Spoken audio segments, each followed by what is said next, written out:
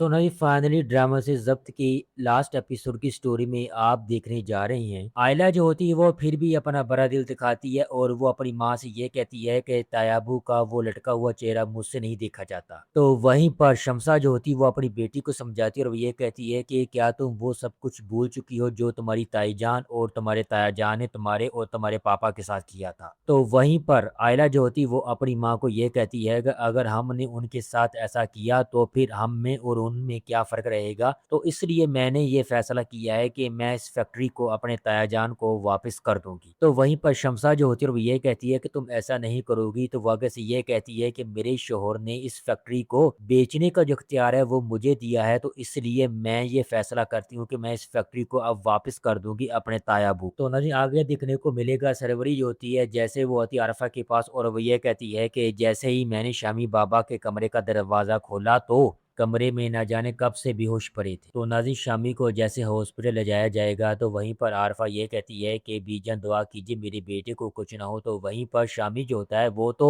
सही सलामत ठीक ठाक होकर घर वापस आ जाएगा। तो दूसरी तरफ शफीक भाईजान जो होंगे वो अपनी बेटी रमला को लेगा और 9-2-11 हो जाएगा, क्योंकि वो ये समझता है कि ये जो फैक्ट्री मेरी बेटी ने बेची है इसके पैसों पर जो हक है वो मेरी बेटी का है। तो ना जी आगे दिखाया जाएगा आयला जो होती है जैसे वो अपने बाप के कहने पर ओन के साथ घर वापस जा रही होती है तो ओन जो होता है उसको अपने घर के बाहर ही ड्रॉप कर देगा। तो जैसे वो सीधा वकील के पास चला जाएगा तो वहीं पर आयला जो होती है वो घर को एकदम से दुल्हन की तरह सजा देती है। तो कमरे की दहलीज पर वो फूलों की पत्तियों से सोरी भी लिखती है। ओन जैसे घर के अंदर दाखिल होता है जब वो देखता है घर का नक्शा एकदम से बदला हुआ, तो वहीं पर जब वो देखता है कि आयला भी एकदम से दुल्हन की तरह तैयार होती है। जब आयला उसके सामने आती है और वो उससे माफ़ी मांगती है और वो ये कहती है कि मुझे क्या तुम माफ़ नहीं कर सकते, तो वहीं पर ओन जो होता है उसको ये कहता है कि अब तुमने बहुत ज़्यादा देर कर दी, क्योंकि अभी अभी मैंने वकील के ऑफिस से आया हूँ और मैंने उन पेपर पर दस्तखत कर दिए जो तुम्हें मुझसे आज़ाद करते थे। तो नाज़रीन आयला जब ये बात सुनती है उसके चेहरे की हवाइयाँ एकदम से उड़ जाएंगी और वो ये कहती है कि मैं तो बिल्कुल भी ऐसा नहीं चाहती थी। तो वहीं पर ओन जो होता है बिल्कुल सीरियस होकर उसको सारी कहानी सुनाएगा और आयला की आंखों से जैसे आंसू निकलना शुरू हो जाएंगे तो एकदम से हंस पड़ेगा और वो ये कहता है कि मैं तो मजाक कर रहा था। तो उन्होंने आयला जो होती है उसको आगे से ये कहती है कि अब की बार ओन